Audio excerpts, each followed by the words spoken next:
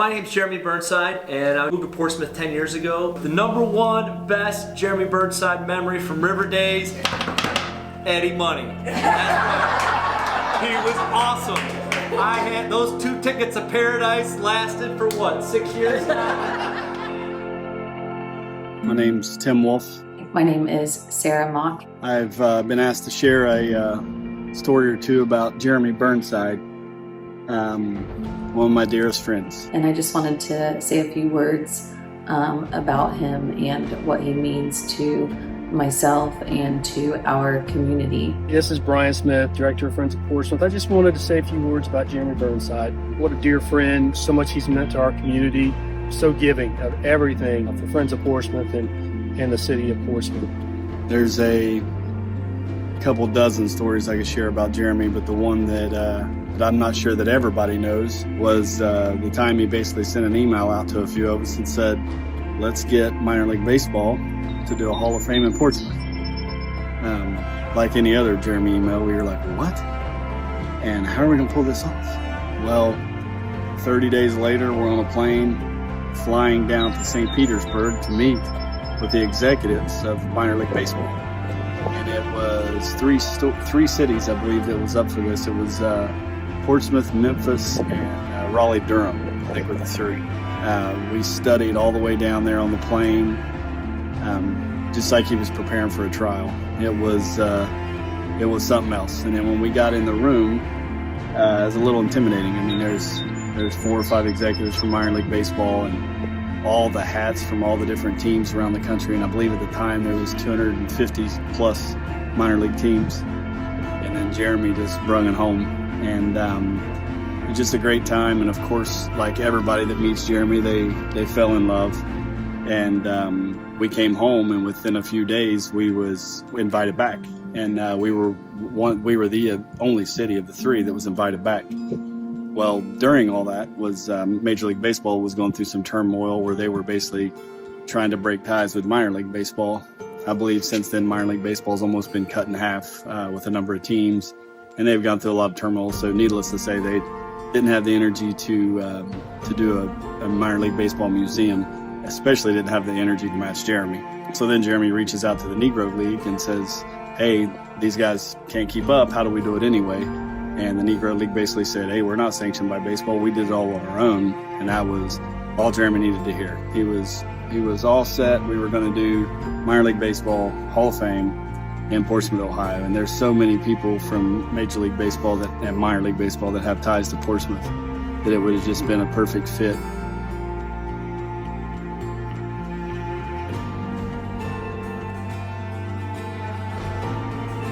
One of my most memorable times with Jeremy is he gave me a call, and he's like, hey, I got an idea. Well, anytime Jeremy said he's got an idea, you know it's going to be over the top. He's like, we need to paint all the poles on 2nd Street. I was like, okay, we probably got to get permission. He goes, well, let's just ask for forgiveness later.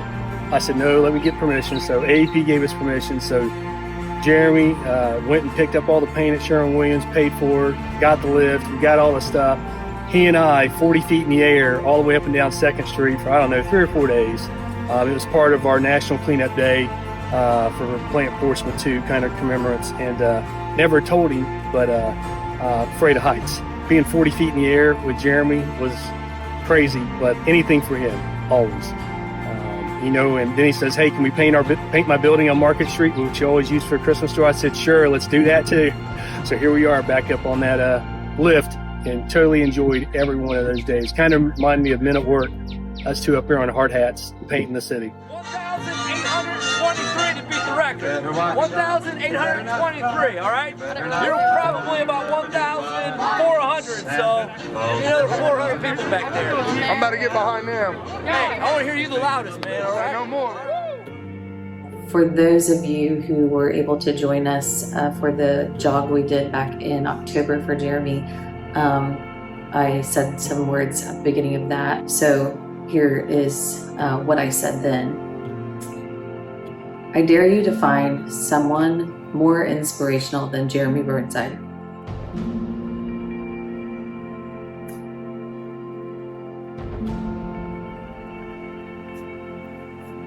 To those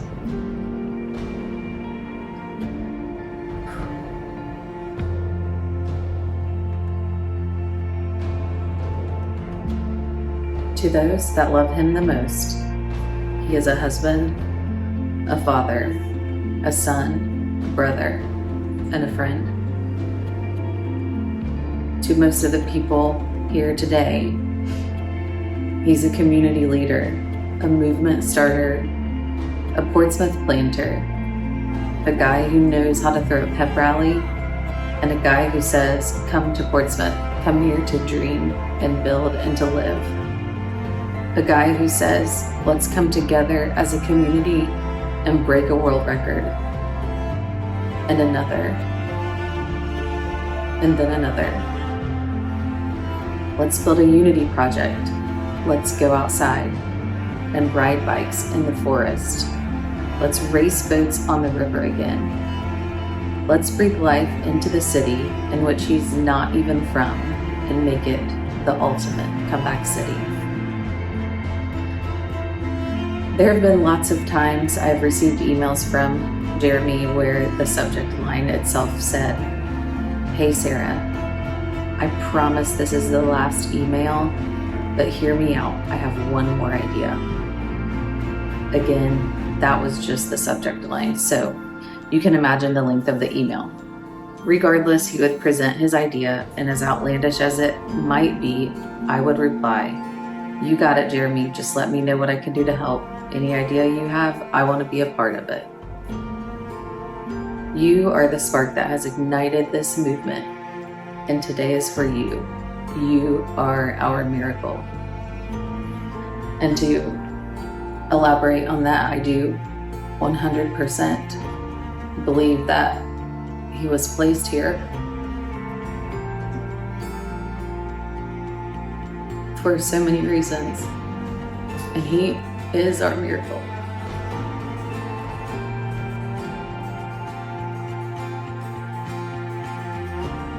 We are so lucky to have someone to lead us and just show us a way and show us that there is hope and keep us motivated to keep pushing forward.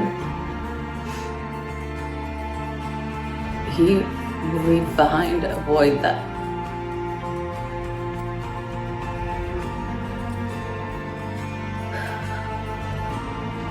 no one will be able to fill. But for him, we will all try our hardest to do what he would want us to do, and that is to keep pushing, keep dreaming, keep building, rally behind our community, and just be the best that we all can be. And aside from all of the stuff he does, for our community, he's just a genuinely great human being.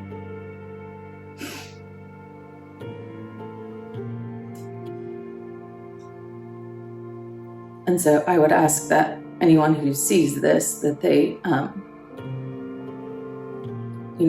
try to live like Jeremy and pay it forward.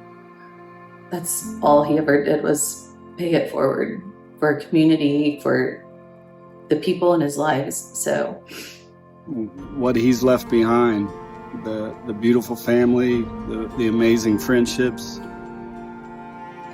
what he's done for our community, I don't know how it could ever be matched. And I feel like myself and my immediate circle anyway have a ton of energy, and we always look to Jeremy for more energy. So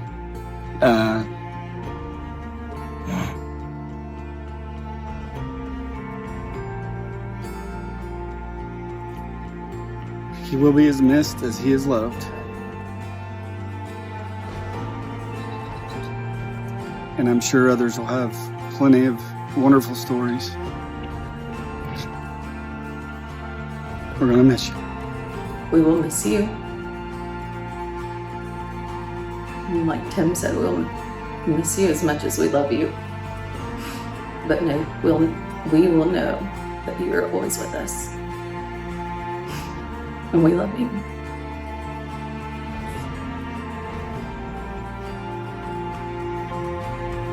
A few years ago, a bunch of community leaders got together to say the big factory is not coming to Portsmouth. There's not going to be some legislator ride in on a white horse and save our town. If we're going to save our town, we have to take the bull by the horns ourselves. Our small town of 20,000 people have been doing some very, very remarkable things to transform our town. We've done these things to create this hope in our community. The hope is created. People are starting to believe in the town again. We have the attention of the media, and we have the hearts and the prayers of the country. All we need to do now is put hammer to nail and rebuild. Portsmouth, Ohio will be the gold standard for any community ravaged not just by the opioid epidemic, but any type of tragedy. Portsmouth, Ohio will be the darling of the United States of America.